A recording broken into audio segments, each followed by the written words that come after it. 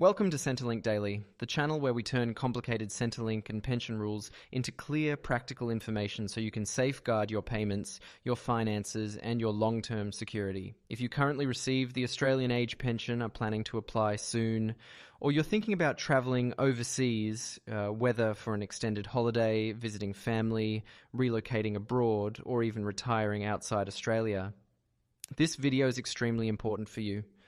Every year, thousands of pensioners are caught off guard when their payments are reduced, changed, or stopped while they're overseas. Today I'm going to walk you through exactly why this happens, how Centrelink assesses overseas travel, what the government monitors, and most importantly, how you can avoid costly and stressful mistakes. Before we continue, make sure you subscribe to Centrelink Daily, turn on notifications, and share this video with anyone you know who receives the age pension or plans to travel internationally. The information in this video can genuinely protect people from losing thousands of dollars. Let's begin with the most common question. Can you receive the Australian age pension while you are overseas? The simple answer is yes, but the details are where many people run into trouble.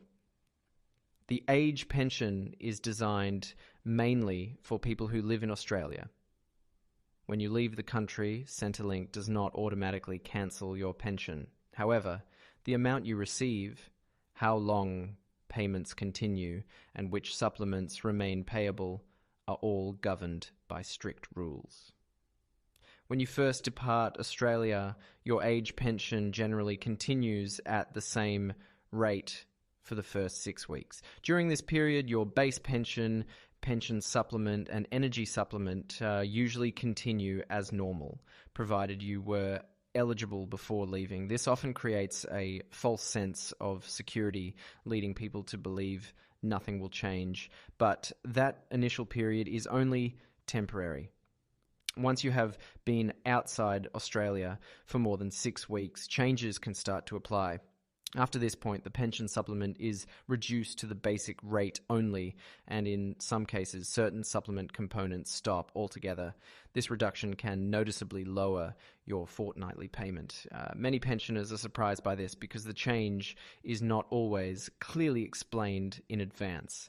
Now, let's move on to one of the most critical factors: residency history, your age. Pension entitlement is closely linked to how long you lived in Australia during your working life. This is known as your Australian working life residency.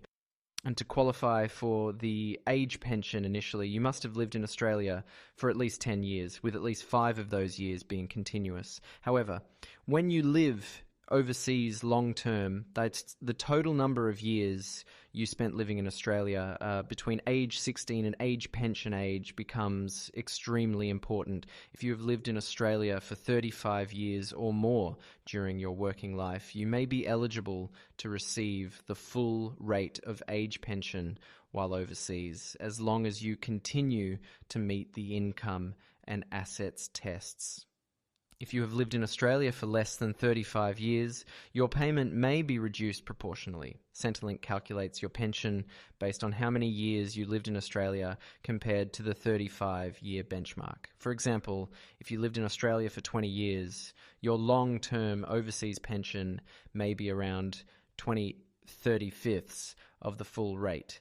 This can result in a significant reduction, even if your financial situation hasn't changed.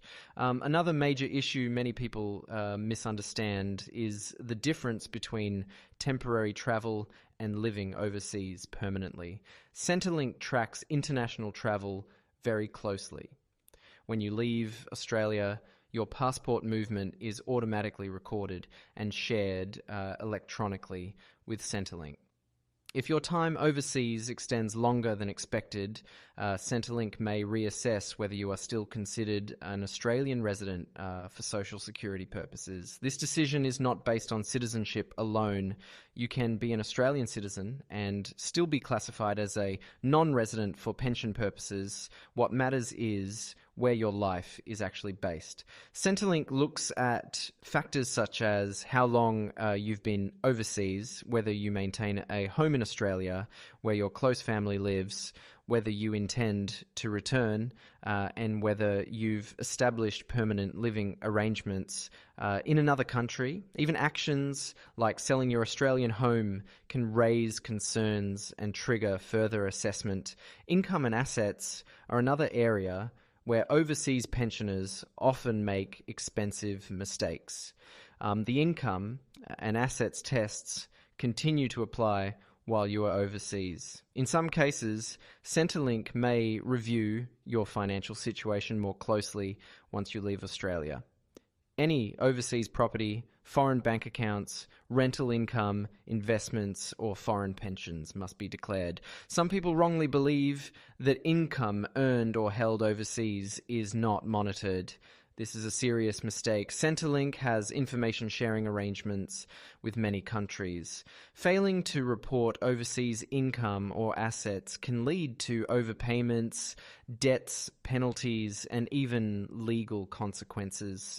Reporting responsibilities also continue while you are overseas. Even if you don't normally report income every fortnight, you are still legally required to notify Centrelink of any changes to your circumstances. This includes changes to your living arrangements, relationship status, income, assets, or plans to return to Australia. Ignoring these obligations can result in payments being suspended or cancelled.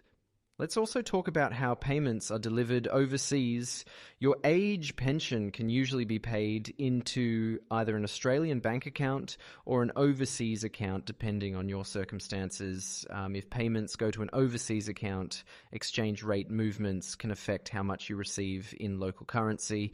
Even if the Australian dollar amount remains the same, international banking delays can also occur, so it's essential to monitor your payments closely and keep your bank details up to date. Any missing or delayed payment should be reported as soon as possible.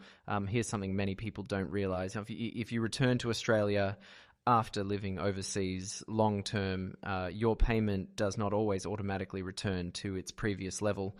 Centrelink may reassess your residency status, income, assets, and overall eligibility. This reassessment can take time, and during that period, payments may be reduced or delayed. In some cases, long absences can permanently affect your entitlement, especially if Centrelink determines that you relocated overseas on a long-term or permanent basis. International social security agreements can also play a role. Australia has agreements with certain countries that allow periods of residence or contributions to be counted when assessing pension eligibility. These agreements can help some people maintain partial payments or qualify under combined residency rules. However, each agreement is different and the conditions vary widely. Some apply only to specific benefits, while others have strict limitations. Never assume an agreement will automatically benefit you without confirming how it applies to your individual situation. Supplements and concessions are another important consideration. When you live overseas, you may lose access to benefits such as the pensioner concession card after a certain period. This can mean losing access to discounts on medicines, healthcare, utilities, and transport when you return to Australia, even temporarily. Many pensioners only realise how valuable these concessions are once they're gone. Health coverage is also critical. Medicare generally does not cover medical costs overseas, except in limited circumstances under reciprocal healthcare agreements. Even then, coverage is restricted. If you rely heavily on Medicare, living overseas can result in significant out-of-pocket medical expenses. Centrelink also conducts regular compliance checks for people living overseas. You may receive requests to confirm your residency status, provide updated financial information, or complete proof-of-life checks. Failing to respond on time can result in immediate suspension of payments. Always keep your contact details current and regularly check your mail and your MyGov account. One of the most common mistakes pensioners make is assuming Centrelink will automatically fix everything when they return to Australia. While travel data is shared, administrative delays do happen. Always notify Centrelink when you return and confirm your payment status. If you're planning to travel overseas, the smartest step you can take is to contact Centrelink before you leave. Ask how your payments will be affected, confirm your residency status, and request written confirmation whenever possible. Proper planning can save you months of stress and financial hardship. If you're already overseas and experiencing payment problems, act immediately. Delays usually make situations worse. Keep detailed records of conversations, dates, and any advice you receive. Let me be very clear about one thing. The system is not designed to punish pensioners. It is designed to prioritise people who live in Australia. Understanding how the rules work is the best way to protect your income. Before we finish, remember this: if you or someone you care about is considering living overseas while receiving the Australian age pension, never rely on assumptions or second-hand advice. Every situation is different and small details can have a major financial impact. If you found this video helpful, please like it so more Australians can see it. Subscribe to Centrelink Daily for accurate, up-to-date Centrelink and pension information, and share this video with anyone planning overseas travel. Thank you for watching Centrelink Daily.